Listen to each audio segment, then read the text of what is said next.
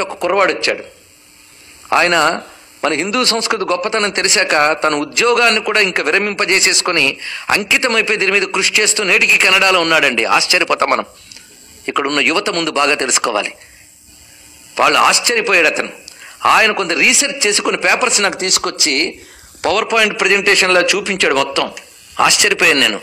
మొన్ననే ఆ బృందం వాళ్ళందరూ ఇప్పుడు రీసెర్చ్ మీద పడ్డారు. ఆ బృందం అంతా, ఆ బృందంలో ఒక ఆయన నాకు వాషింగ్టన్లో కలిసి వాళ్ళు చేసిన రీసెర్చ్ పేపర్స్ చూస్తే ఆశ్చర్యం వేసింది. అతడు ఒక అద్భుతమైన విషయాన్ని చూపించాడు. టోనోస్కోప్ అని ఒక పరికరం ఉందిట. ఈ టోనోస్కోప్ పరికరంతో ఏదైనా ఒక సౌండ్ అంటే అదొక ఫారం తీసుకుంటుందిటండి. ఆ ఫారంని మీరు కంప్యూటర్కి అటాచ్ చేస్తే ఆ సౌండ్ ఒక ఫారం తీసుకోవడం చూపిస్తుందిట.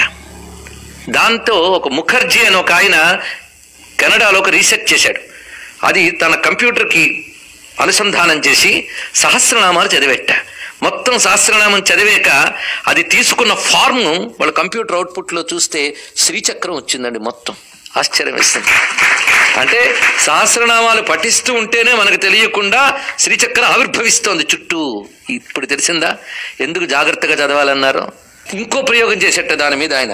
ఎందుకు సైంటిస్ట్ ఆయన ముఖర్జీ. ఆయన ఒక పని చేశాడు.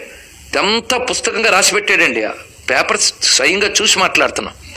ఒక సాలిడ్ ఫారం మనం తీసుకుంటే అందులో అనేక అణువులు కలిసి ఉంటాయట. అలాగా ఒక యాపిల్ ముక్క లోపల ఏ ఏ అణువులు ఎలా ఎలా చొచ్చుకుపోతాయో తీసుకుని అణువులు చొచ్చుకుపోయిన దాని ఒక సాలిడ్ ఫారం యాపిల్ ముక్కగా చూసి, అలాగా శ్రీచక్రంలో కూడా త్రికోణాలు చొచ్చుకుని ఉంటాయి. దీని సాలిడ్ ఫారం ఎలా ఉంటుందో అని మరొక టెక్నాలజీ ఉపయోగించి దాని సాలిడ్ ఫారం తీసేట శ్రీచక్రానికి. సరిగ్గా దాని సాలిడ్ ఫారం వచ్చిన తర్వాత ఫారం అది ఎలా అంటే చేతిలో చెరకు విల్లు, పువ్వుల బాణాలు, పాశాంకుశాలు పట్టుకుని అమ్మవారు కనబడ్డారండి. ఇప్పుడు చెప్పండి. అంటే మంత్రం సౌండ్ యంత్రమైంది, యంత్రం విగ్రహమైంది. చూసారా? ఇది రహస్యం. ఈ రహస్యం ఇప్పుడు మిషన్లు కొంత తెలుసుకున్నాయి, అప్పుడు ఋషులు అంతా తెలుసుకున్నారు.